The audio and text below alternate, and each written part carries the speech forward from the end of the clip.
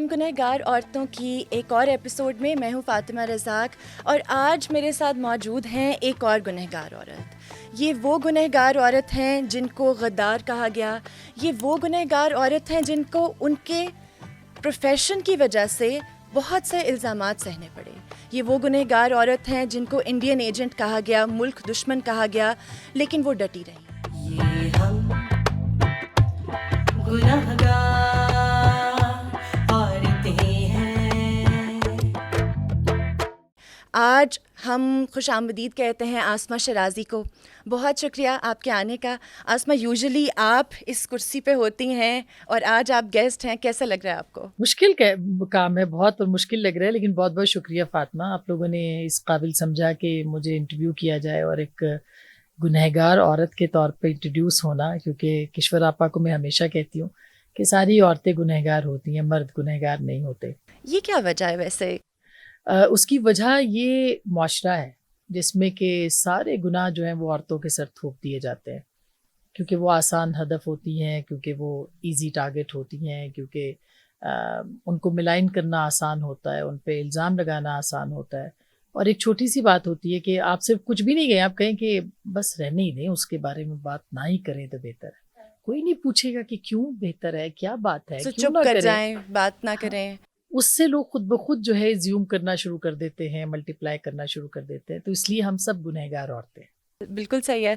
अच्छा, पर ये बताइए कि जैसे हमने इंट्रोडक्शन में भी कहा, आपके साथ बहुत सी विलिफिकेशन भी आपको फेस करनी पड़ी।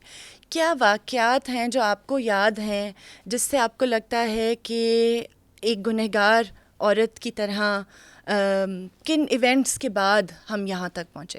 देखिए, शुरू में ऐसा नहीं था फातिमा, और जब हम टीवी इंडस्ट्री में आए और ये 2002 में जियो जब लॉन्च हुआ, तो उसमें जो उनकी पायनियर टीम थी उसमें मैं भी उसका हिस्सा थी। तो आते ही लोगों ने बहुत मोहब्बत दी। उसकी वजह ये थी कि मैं सर ढांपती थी और लोगों ने अपने घरों की बच्चियों को मुझसे रिलेट करना शुरू कर दिया। बिल्कुल सही है। और वो वक्त जो है वो और ये भी मेरा ज़ाती फ़ैसला था कि मैंने अपना सर ढांपना है या मैंने अपने आप को इस तरह से प्रेजेंट करना है। ये ऐसे शुरू में नहीं था, फिर आहिस्ता आहिस्ता माहौल बदला, फिर माहौल बदलते बदलते आप इस्टेब्लिशमेंट मुखालिफ हों तो आपके ऊपर जो है वो फतवे लगते हैं, आपको थ्रेट्स आते हैं, और ये मुख्तलिफ अदवार थे जिसमें कभी तालिबानाइजेशन, कभी दाइश, कभी लश्कर जंगवी, कभी सिपाही साहब, यानी ये सब वो दौर थे जिसमें कि सहाफ़ियों को थ्रेट्स मिल रहे थे और हमें भी मिलते थे मुख्तलिफ तंजीमों की तरफ से। राइट। सो पॉलिटिकल चेंजेस हैं, या आपको लगता है कि ऑनलाइन स्पेसेस के बढ़ने से थ्रेट्स में या इस तरह की कैंपेन्स की शक्ल मुख्तलिफ हो गई है, या आपको क्या पहले भी सिमिलर थ्रेट्स ही मिलते रहते थे? नहीं, देखिए, पहले तो वही जैसे मैं बताई थी कि मुख्तलिफ अदवार थे। जैसे तालिबानाइजेशन शुरू हुई तो ज़ाहिर है कि वहाँ से थ्रेट्स आते थे और टेलीफोन पे आते थे, डायरेक्टली आते थे। फिर आपकी जो इस्टेब्लिशमेंट की एजेंसियां होती थी वो आपको फॉलो करती थी, वो घर तक छोड़ के आती थी, मगर कभी ऐसा नहीं हुआ कि किसी ने कोई बदतमीजी की हो या बदतेजी भी की हो। थ्रेट्स ज़रूर आते थे, वो जान को मारने के लिए, उसकी परवाह नहीं थी। लेकिन जब ये ऑनलाइन स्पेसेस बढ़ी हैं और ये सोशल मीडिया प्लेटफॉर्म्स आए हैं, तो फिर तो खुली छूट मिल गई, और फिर मेरा ख्याल है ये इतना मौसर हथियार बनाया गया कि हम तो गुनहगार औरतें हैं, लेकिन बहुत से जो पाकबाज मर्द हैं इस मुल्क के अंदर जो बाइख्तियार हैं, उनके खिलाफ भी फिर कैंपेन्स जो हैं उनको डिफेंसिव पे ले गई। तो ये एक बाकायदा बाज़ाब्ता मुनज़्ज़म अंदाज में जो है ये मामलात होते रहे पाकिस्तान के अंदर, और फिर ये एक बाकायदा एक ऐसा, यानी गाली वो हथियार बन गया जो गोली से ज़्यादा मौसर था।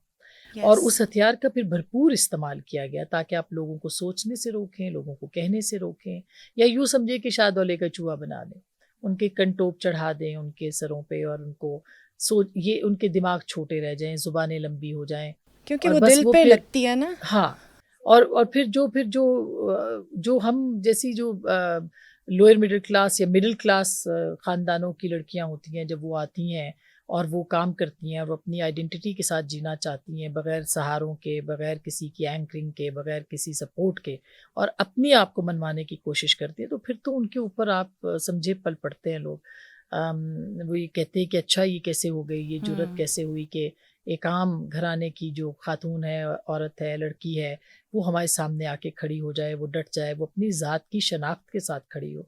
تو ان کو تو بے نشان ذاتیں چاہیے، ان کو ایسی ذاتیں چاہیے جو مٹی ہوئی ہوں اور اپنی ہستی کا کوئی وہ یقین نہ دلا سکے. تو پھر وہ جو ہے وہ ایک پورا منظم گروہ جو ہے، وہ ایک گدھوں کا گروہ جو ہے وہ آپ کے اوپر غول وہ حملہ آور ہو جاتا ہے. اور ایسا ہی ہوا. خاص کر کے جو پچھلا دور تھا، جو رجیم تھا، ایک 1 پیج رجیم تھا جس میں کہ عمران خان صاحب پرائم منسٹر تھے، اس میں تو بہت سارے واقعات ہوئے. میرے گھر میں 2 بار گھسنے کی لوگوں نے کوشش کی اور ہراساں کرنے کی اصل میں کوشش تھی. اور ایک انٹرسٹنگ بات جو کہ میں نے بہت کم لوگوں کو بتائی ہے کہ ایک سرویلنس کرتا ہوا شخص بھی میرے گھر کے ساتھ والے گھر سے اچھا جو ہے وہ پکڑا گیا. اور اس کی بہت سی گواہیاں بھی موجود ہیں. اور دلچسپ بات یہ کہ بہت سارے پولیٹیشنز اس گلی میں رہتے تھے تو ان کو بھی یہ بات پتہ ہے، اور FIRs بھی موجود ہیں. تو یہ بھی ہوا کہ سرویلنس کرتا ہوا مستقل جو ہے وہ ایک شخص وہاں سے پکڑا گیا. پھر یہ ایک دن ایک ایسا بھی واقعہ ہوا کہ مجھے کنوے کیا گیا، میسیج دیا گیا کہ اگر آپ نے یہ کالم لکھنا نہیں چھوڑا تو اس کے بعد پھر آپ کو جو ہے وہ باقاعدہ آپ کے خلاف جو ہے وہ کوئی ایسی کارروائی کی جائے گی کہ آپ کو سرپرائز کیا جائے. تو میں نے اس سے پوچھا کہ کیا سرپرائز ہو سکتا ہے؟ تو انہوں نے کہا کہ جی ہم آپ کو امبیرس کریں گے، ہیوملیٹ کریں گے، اور اس کی ویڈیو بنے گی، اور اس طرح شاید کوئی رانا ثناء اللہ ٹائپ واقعہ جو ہے، کوئی ہیروئن پکڑی گئی ہے یا کچھ اس قسم کا. یہ مجھے نہیں پتہ جو اس طرح ان سے کی کریٹیوٹی کہاں تک جا سکتی ایگزیکٹلی. تھی. تو وہ جب یہ واقعہ ہوا تو پھر میں نے RSF کو جو ہے وہ میل کی، رپورٹرز وداؤٹ وداؤٹ بارڈرز جو ہے. بارڈرز کو. تو انہوں نے ایک باقاعدہ اس کا جو ہے نا وہ ایک بہت لوگوں نے اس کے اوپر، جو BBC کے ہمارے ایڈیٹرز تھے انہوں نے بھی، میرے یہاں آج ٹیلی ویژن کے جو CEO ہیں ان کو بھی میں نے بتایا. تو انہوں نے سب نے کہا کہ آپ کو فوری طور پر اس پہ جو ہے وہ لکھنا چاہیے. تو میں نے لکھا، میل کی، اور میں نے جو اس ہفتے کا کالم تھا وہ اور بھی زیادہ اسٹرانگ جو ہے وہ لکھا. وہ اب میری کتاب کہانی بڑے گھر کی میں موجود ہے. رائٹ. تو وہ پھر رپورٹرز وداؤٹ بارڈرز والوں نے ایک لمبا چوڑا اس کے اوپر وہ چھاپ دیا کہ یہ اس طرح کی تھریٹس جو ہے وہ موصول ہو رہی ہیں. تو یہ واقعات ہیں. پھر وہ ایک ہم نے پٹیشن جو تھی وہ تمام خواتین نے، جس میں کہ ہمارے خلاف بہت ایک لمبا چوڑا ایک پروپیگنڈا باقاعدہ مہم کا آغاز کیا گیا تھا. اور پھر فیصلہ یہی ہوا کہ ہم اس کے اوپر جو ہے وہ باقاعدہ آواز اٹھائیں گے اور اس کو ہم پٹیشن کی صورت لانچ کریں گے تاکہ لوگ ہماری بات سنیں. پاکستان کا کوئی ادارہ ہماری بات نہیں سن رہا تھا. FIA بالکل رسپونڈ نہیں. میں 2-3 کیسز میں آج بھی FIA کے میں نے کمپلینٹ کی ہوئی ہے، مگر کوئی اس کے اوپر جو ہے وہ کوئی آواز نہیں ہے، کوئی بات نہیں کرتا، کوئی انویسٹیگیشنز ہی نہیں ہے. تو پھر اس کے بعد ہم نے یہ جب کیمپین کی تو اس کے بعد پھر چیئرمین پیپلز پارٹی جو ہیں اور چیئرمین اس کمیٹی کے بلاول صاحب، انہوں نے پھر ہمیں بلایا اور ہمارے جو آئی وٹنس اکاؤنٹس تھے وہ انہوں نے لیے. اور اس کے بعد ایک اور نئی کیمپین شروع ہوگی اس کے خلاف، کیونکہ پوری انٹرنیشنل میڈیا کے اندر اس کو ہائی لائٹ یہ کیا گیا. آسما کیمپینگز جو ہیں یہ بہت سے لوگوں کے خلاف چلتی ہیں، مرد صحافیوں کے خلاف بھی چلتی ہیں، ان کو بھی غدار، انڈین ایجنٹ یا لفافہ جرنلسٹ کہتے ہیں، جو مرضی بہت سے لوگ کچھ نہ کچھ کہتے ہیں.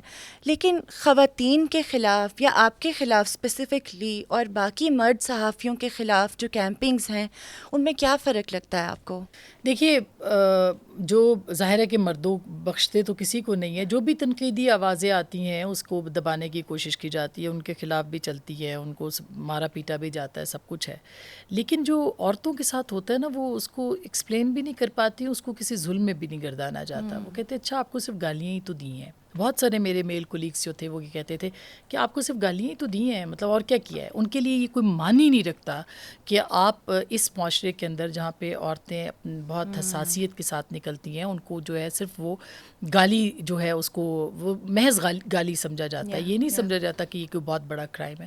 تو دیکھیے بہت اس دوران بہت ساری چیزیں جو ہیں وہ ایسی ہوتی رہی ہیں کہ جس کی بنیاد کے اوپر جو ہے وہ ایسے لگا کہ بھئی اب یہ گالی جو ہے یہ نروس کے اوپر طاری ہو گئی ہے. اور بہت پینفل ٹائم تھا، مطلب ایک اتنی تکلیف. مثلاً میں نے ایک کالم لکھا کہانی بڑے گھر کی، ٹھیک ہے، کے نام سے، اور یہ ان دنوں کی بات ہے جب DGI کی تعیناتی جو ہے وہ کی جانی تھی، اور اس تعیناتی کے اندر جو ہے وہ بہت ساری چیزیں انوالو تھیں.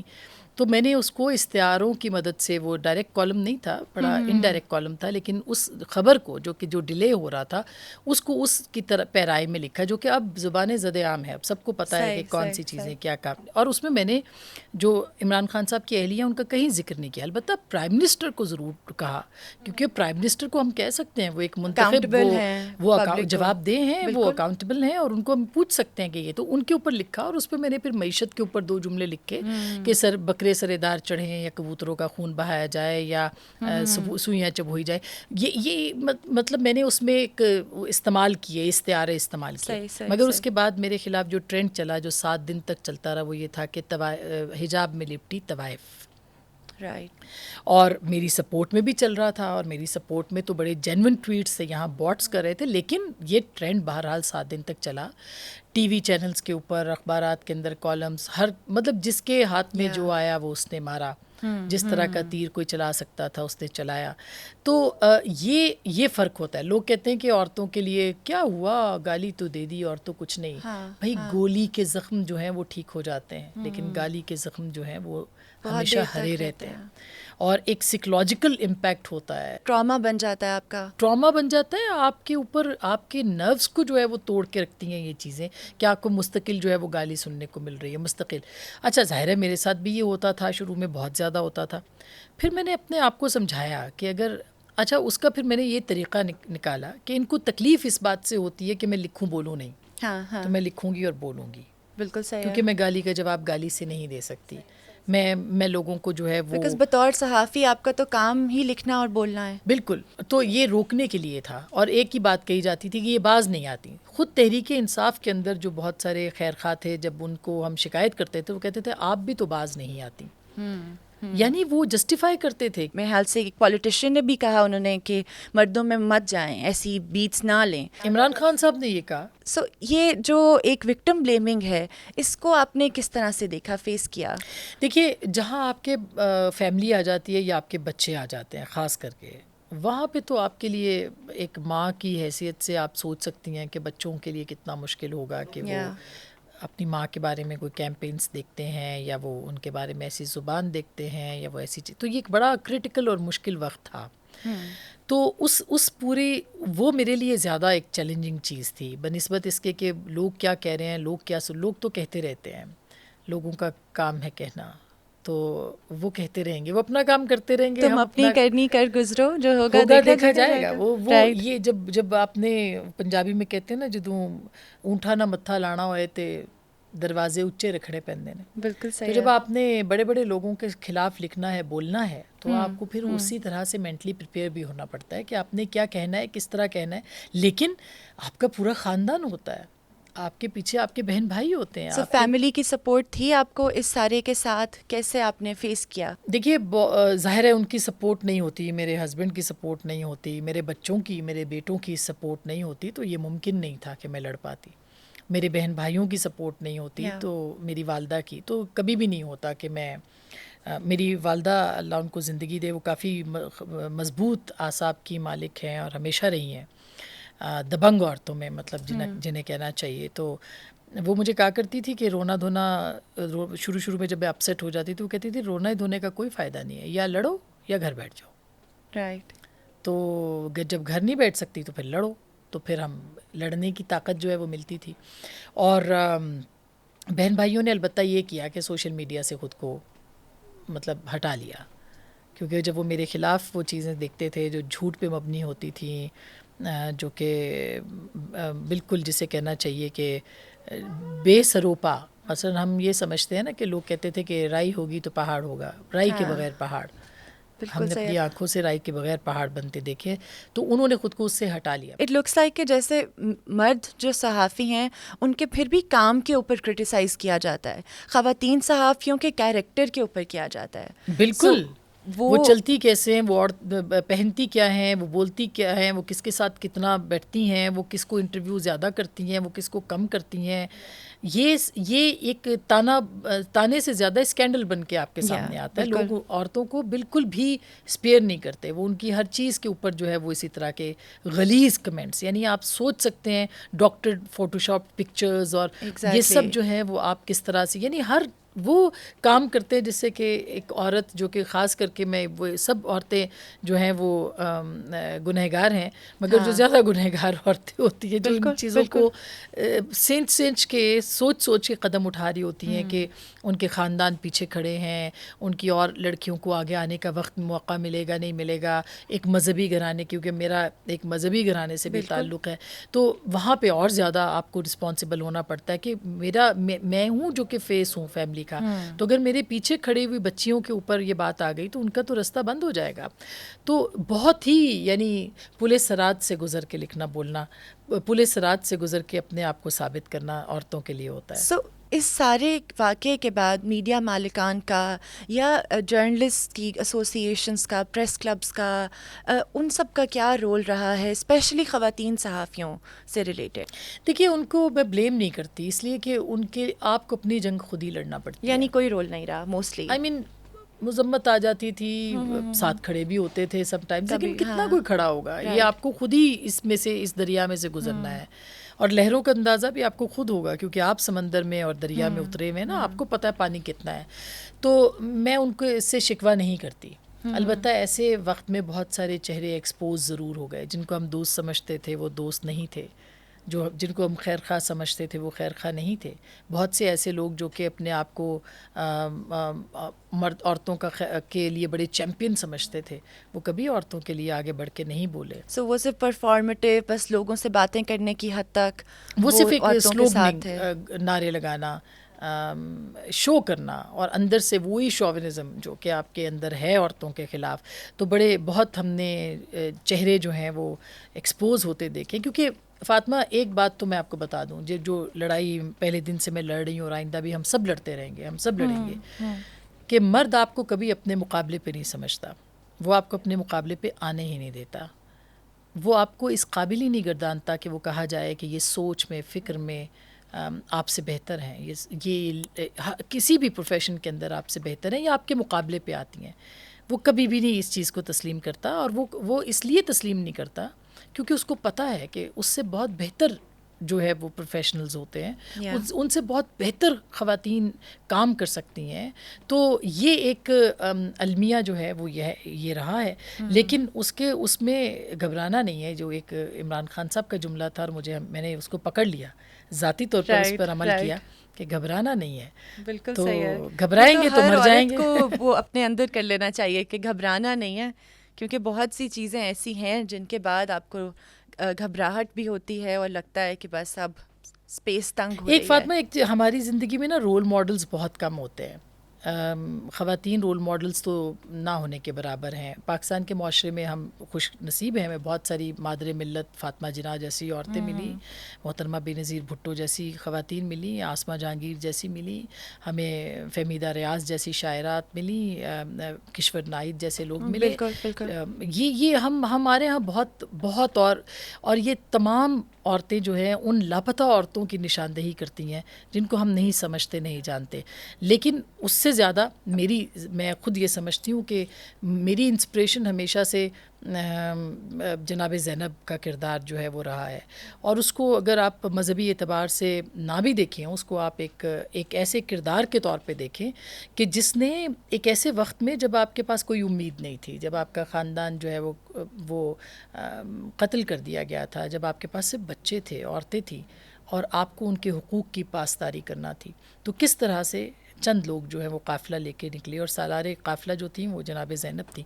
تو میری آئیڈیل جو ہیں وہ ہمیشہ سے رہی ہیں. فگر آف ریزسٹنس ہیں، ریزسٹنس ہے، پھر جو ان کا کردار ہے کہ جگہ جگہ کھڑے ہو کے بات کرنا، لوگوں کو سچ بتانا، اور پھر آمریت کو چیلنج کرنا، فسطائیت کو چیلنج کرنا. مطلب یہ کوئی چھوٹی بات نہیں ہے، یہ بہت بڑی بات ہے. اچھا آسمہ، آپ کو پتہ ہے کہ یہ معاشرہ کس طرح سے ہے پاکستان جیسے ملک میں جہاں پر عورت کی ہم کہتے تو ہیں کہ عزت تو بہت ہے لیکن دیتے ہم اسے کم ہی ہیں اکثر، چاہے وہ اسٹریٹ پر آوازیں کسنا ہوں یا مختلف طرح کے پروفیشن چوز کرنا ہو. آپ نے جرنلزم کیوں چوز کیا؟ آپ کو ایک مین میڈ انوائرمنٹ ہے جسے کہتے ہیں نا کہ یہ مرد کی دنیا ہے، اور جرنلزم تو شاید اور مرد کی دنیا ہے. Why did you choose journalism? سارے والدین کی طرح میرے والدین بھی چاہتے تھے کہ میں CSS کروں یا میں لاء کروں یا والدہ میری چاہتی تھی ٹیچر بنوں, والد میرے چاہتے تھے کہ میں لائر بنوں. تو میں نے CSS کی بھی تیاری شروع کی اور اس طرح سے, لیکن وہ کیا کریں کہ وہ جو ذہن میں ایک چیز بیٹھ جاتی ہے, جب چونکہ ریڈیو بھی کرتی تھی اور میں لکھتی بھی تھی اور ڈیبیٹنگ میں بھی تھی اسٹوڈنٹ لائف میں. تو جب میں ماسٹرز کے ایگزامس میں لاہور میں ہی ہاکی اسٹیڈیم میں تھی, اور میں نے یہ بہت واقعہ سنایا لوگوں کو, میں اس لیے بار بار سنانا چاہتی ہوں کہ لڑکیاں اپنی چوائس خود بنائیں اور اپنے لیے سوچیں کہ ان کے لیے کیا بہتر ہے, وہ کیا کر سکتی ہیں. تو مجھے وہ صبح ابھی بھی یاد ہے, بڑی خوشگوار سی خوبصورت صبح تھی, اور آسٹروٹرف کا ہرا رنگ اور اس کے اوپر قطرے شبنم کے, اور بہت جسے ککرے کہتے ہیں اردو میں کہ وہ شبنم سے جو بالکل جمی ہوتی ہے, اس طرح کا. تو ہم پیپر دینے وہاں بیٹھے ہوئے تھے سب, تو میرا دل ہی نہیں چاہا کہ اتنی خوبصورت صبح میں یہ پیپر دیا جائے. تو I started thinking about my self کہ مجھے کیا کرنا ہے. تو میرا خیال ہے وہ بہت اچھے 2-3 گھنٹے مجھے ملے کہ میں نے سوچا کہ کیا کرنا, مجھے کیا کرنا ہے. اگر میں یہ کر جاتی ہوں تو پھر مجھے کسی افسر بن جاؤں گی تو کسی کے پیچھے فائلیں لے کے گھوموں گی, یا پھر یہ ہے کہ وہی 9 to 5 جاب ہوگی, نوکری ہوگی, اور اس کے بعد بس ریٹائرمنٹ کی ایک زندگی ہوگی. تو پھر یہ سوچا کہ نہیں, تو اندر سوال ہی سوال تھے. جواب پھر ملا کہ کچھ ایسا کیا جائے جس میں کہ کوئی کسی سے کنٹرول نہ ہو سکے, اپنے آپ کو آزادی ملے, اپنی سوچ کی آزادی ملے, لکھے بولے بندہ. تو یہ میں نے اس دن فیصلہ کیا کہ میں یہی کام کر سکتی ہوں, یا میں تھوڑا بہت لکھ سکتی ہوں, یا میں تھوڑا بہت بول سکتی ہوں. تو اس سے ریلیٹڈ یہی کام تھا جو پھر میں نے شروع کیا, اور اللہ میاں نے خود بخود رستے پھر بنا بھی دیا. آپ نے جو کوریج بھی کی ہے, جیسے طالبان کی رجیم ہے, لیبنان میں وار کو کور کرنے کے لیے بھی آپ گئیں. سو ان واقعات کے بارے میں بتائیے کہ کیا تھا اور وہ ایکسپیرینس کیسا تھا. کیونکہ اگر ہم سنیں خواتین صحافیوں کا وار کرائمز کو کور کرنا, یوزلی کہتے ہیں آپ لائف سٹائل کو کر لیں کور, آپ سافٹ ایشوز کو کر لیں, فلاور ایگزیبیشن ہو رہی ہے, اس طرح کی بیٹس عورتوں کو, فیشن شو, اسی طرح کی بیٹس دیتے ہیں. آپ چلی گئیں جنگ کور کرنے. فاطمہ, یہ جب میں نے رپورٹنگ شروع کی تو مجھے یہ کہا گیا کہ یہ آپ کریں, تو میں صاف انکار کر دیتی تھی. کوئی بھی کام چھوٹا بڑا نہیں ہوتا, بالکل صحیح ہے, لیکن میں سمجھتی تھی کہ میں اس سے زیادہ مشکل کام کر سکتی ہوں. میں PTV میں تھی تو میں نے ویمن پولیس اسٹیشنز پہ انویسٹیگیٹو اسٹوری کی. پھر میں نے کنٹیمنیٹڈ واٹر کے اوپر ایک اسپیشل انویسٹیگیٹو اسٹوری کی جو کہ کافی چلتی بھی رہی. تو اس وقت یہ پہلے آغاز کے دنوں کے کام تھے. اور اس کے بعد جب جیو جوائن کیا تو سب نے کہا کہ بھئی کون کرے گا, الیکشن کمیشن, اور الیکشن کیسے کور ہوں گے. تو خود انیشیٹو لیا کہ کرنا ہے یہ کام. پارلیمنٹ کی پہلی گیلری جو ویڈیو تھی وہ میں نے کی, سیاست کو جو کہ جس کو لوگ سمجھتے تھے کہ مردوں کا یہ ایک ان کا ایک وہ ہے, اس وہی صرف کر سکتے ہیں اس کے اوپر بات. تو وہ اس کو پھر کیا. اور اس کے بعد پھر جب یہ وار کی بھی ہوئی تو میں نے خود مینجمنٹ کو کہا کہ جی میں کور کرنا چاہتی ہوں. اور ان کا کیا ریئیکشن تھا؟ پہلے تو بہت سارے لوگوں نے کہا جی ناٹ مینجمنٹ لیکن کولیگز نے کہ یہ دیکھیے جی یہ تو عورتوں کا کام نہیں ہے جنگ کور کرنا اور یہ وہ سارا. تو اسی سے زیادہ کیونکہ طبیعت میں چیلنجنگ ایک وہ ہے تو کہا کہ نہیں اچھا کرنا ہے. تو پھر کہا تو ان کا اچھا مزے کی بات یہ ہے کہ جیو کے مینجمنٹ نے مجھے فوراً الاؤ کر دیا. انہوں نے کہا اچھا آپ اگر ویزا لگوا سکتی ہیں تو لگوا لیں. وہ ویزا لگوایا اور ہم پہنچ گئے بیروت جانے سے پہلے جو ہے وہ ہم نے انٹرویو کیا ایک نامعلوم مقام پہ حزب اللہ کمانڈر کو, جو کہ اس وقت رائٹرز اور CNN اور سب کی وہ ٹاپ سٹوری تھی جو کہ میں نے انٹرویو کیا تھا اس وقت. اور پھر جب ہم بیروت گئے, پھر بیروت میں جو ہم نے اسکیپ کیے بہت سارے جو کہ حملے ہوتے تھے, اور پھر جو فرنٹ لائن سے جا کے جو کہ کنونشنل وار تھی اسرائیل اور لیبنان کی, وہ دیکھی اور کور کی. تو میرا خیال ہے کہ یہ سب سے زیادہ ایکسائٹمنٹ والی وہ میری کوریج تھی. اور اسی پہ مجھے ایوارڈ بھی ملا 2014 میں. پھر جا کے جو ہمارا ایوارڈ تھا اس دوران, پہلے اس سے زلزلہ بھی تھا 2005 میں آیا, تو میں وہاں پہ بھی 12-14 دن وہاں پہ بھی رہی تھی جہاں جناب مشرف کو میں نے انٹرویو کیا تھا. ایکسیڈنٹل انٹرویو تھا مگر وہ بڑا ہٹ ہوا تھا. تو یہ وہ پھر انڈیا گئے اس سے پہلے 2004 میں انڈین الیکشنز کور کیے, بال ٹھاکرے کو انٹرویو کیا. تو TV کے لیے میرا خیال ہے پہلا انٹرویو تھا جو کہ جیو کے لیے جو میں نے کیا اس وقت, اور وہ بہت بڑا وہ بھی ایک اسکوپ بن گیا. ایک بات بتائیے, آپ نے آج تک جتنے بھی لوگوں کو انٹرویو کیا ہے, کوئی ایسی شخصیت جس کو آپ دوبارہ انٹرویو کرنا چاہیں گی؟ ایسی شخصیت میرا خیال بال ٹھاکرے ہی ہیں. اوکے. بالکل, اور بڑی انٹرسٹنگ ہے کیونکہ وہ فنکار آدمی تھے, اور جب ہم ان سے ملنے کے لیے گئے تھے تو وہ بالکل مختلف شخصیت تھے. تو جب ہمارا انٹرویو ختم ہوا تو وہ بالکل مختلف تھے. اوکے. اور پھر وہ بہت ہی یعنی ایسا وہ ایک ملمہ ہوتا ہے, اور ان کا ایک نظریہ تھا جو کہ ظاہر ہے کہ مسلمانوں کے خلاف اور وہ سارا, لیکن بطور شخصیت میں یہ کہہ رہی ہوں کہ بہت سارے کویسچنس تھے جو کہ ان سے اور بھی ہو سکتے تھے. بہت زیادہ انٹرسٹنگ ان کا جو انٹرویو تھا وہ بن سکتا تھا. بہت سے میں نے بالی ووڈ سٹارز کو بھی کیا ہے انٹرویو, پھر لیبنیز پریزیڈنٹ کو میں نے کیا تھا, ہلری کلنٹن کو کیا تھا. تو مزیدار تھے سبھی لوگ, لیکن میرا خیال ہے کہ وہی شخصیت ہے جن کے ساتھ زیادہ بات ہو سکتی تھی. اچھا, اس کے بعد ہی میرے خیال سے بہت سے لوگ کہنے لگ پڑے کہ آپ نے ان کو انٹرویو کیا اسی لیے انڈین ایجنٹ ہیں, شاید آپ سپورٹ کر رہی ہیں یا چاہتی ہیں کہ وہ مطلب پرومیننس میں آئیں. سو اس کے اوپر آپ کیا کہیں گی؟ دیکھیے, انڈیا کے ساتھ تو اب جب بھی کبھی کوئی دوستی کی بات کریں لوگ, اور کرتے رہے. مطلب اب دیکھیں نا, اب جرنیلوں کا جب دل چاہے تو پالیسی بدل جاتی ہے. اب جنرل مشرف کا دل تھا کہ انڈیا کے ساتھ دوستی کر لیں تو سب اچھا تھا, اور پیپل ٹو پیپل کانٹیکٹ بھی بڑھ گیا تھا, اور باقی چیزیں بھی ہو گئی تھی. امن کی آشا چل پڑی تھی, اور سب کچھ ہو رہا تھا. لیکن جیسے ہی موڈ بدلا تو آپ نے لوگوں کو غدار کہنا شروع کر دیا. ہمارے جو بھی پڑوسی ہیں, ہم اپنے پڑوسی نہیں بدل سکتے. تو آپ جب ان کے ساتھ ان کے بارے میں ایسا لکھیں گے, بولیں گے کہ بھئی آپ کم از کم ٹھیک ہے, ہمارے لیے مسئلہ کشمیر بہت امپورٹنٹ ہے, اس کو ضرور حل ہونا چاہیے اور کشمیری عوام کے مطابق ہونا چاہیے, لیکن یہ پیپل ٹو پیپل کانٹیکٹ سے تو نہیں رکنا چاہیے. تو میرا خیال ہے وہ بڑی اچھا. دوسرا, ایک پاکستان کے اندر آپ نے کسی کو بھی ولنریبل کرنا ہے تو آپ اس کے اوپر الزام لگا دیں کہ آپ جو ہے وہ ایجنٹ ہے, آپ تو جو ہے را کے ایجنٹ ہیں. کبھی ثبوت بھی نہیں چاہیے ہوگا. بلکہ یہی نہیں, ابھی آپ دیکھیں کہ جو رجیم چینج کی کہانی, سائفر کی جھوٹی کہانی جب شروع ہوئی تھی, اس کے اندر جو امریکن امبیسی میں ویمن ڈے کے جو فنکشن تھے اس پہ مجھے بھی بلایا گیا, اور میں تو گئی بھی نہیں اس فنکشن پہ, لیکن ایک ٹی وی چینل کے اوپر پوری کیمپین چلائی گئی کہ رجیم چینج میں یہ خواتین جو تھی وہ وہاں پہ جا کے انہوں نے وہاں پہ اور ان صحافیوں نے وہاں پہ جا کے جو ہے ان کے ساتھ بات کی. اور حالانکہ ہم تو ادھر گئے بھی نہیں تھے, اور جائیں بھی تو صحافیوں کا کام ہے کہ وہ لوگوں کے ساتھ ملتے ہیں, بات کرتے ہیں, مگر یہ پوری ایک باقاعدہ کیمپین. اور اس کے اوپر تو پی ٹی آئی کی ایک دو جو خواتین ہیں انہوں نے تو بڑے ٹویٹس بھی کیے. اب میں ان کا کیا شکوہ کروں, اس وقت وہ مشکل میں ہیں تو ان سے شکوہ کسی اور وقت کے لیے. لیکن یہ مائنڈ سیٹ تھا جو کہ استعمال کیا جاتا تھا. اور تو یہ کبھی انڈیا کے ساتھ, کبھی آپ کو بلیک واٹرز لگا دیتے ہیں, کبھی آپ کو سی آئی اے کا ایجنٹ کہہ دیتے ہیں, اور تو اور کون سی ایجنسی ہے جس کا ایجنٹ مجھے نہیں کہا گیا.